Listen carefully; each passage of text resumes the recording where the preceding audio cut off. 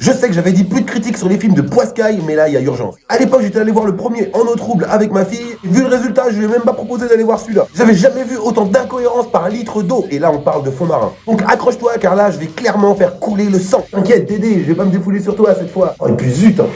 Pourquoi tu m'as envoyé voir cette daube abyssale? Je crois que je viens d'éteindre Dédé. Ce film part dans toutes les directions sans en assurer la destination. La première partie qui se voulait assez sérieuse était déjà bien pourrave. Et alors après on tombe dans une comédie avec des répliques dignes d'un bon Die Hard 5 des familles. Désolé pour la balle perdue. En eau très trouble, a le cul entre tellement de chaises qu'il est préférable de le regarder debout. La première heure se passe dans les fonds marins en mode underwater mais en mal. Et la seconde tente un style à la Piranha 3D en encore plus mal. Gros respect à Sharknado, eux au moins c'est assumé. Je suis tellement fâché, j'ai envie de taper sur... Non, Dédé, c'est bon, reste me coucher. Visiblement, ça sera une trilogie, le prochain s'intitulera En eau très très trouble. Dédé, t'imagines le titre s'il y en avait eu 10 comme Fast and Furious? Ça ferait En eau très très très très très très très...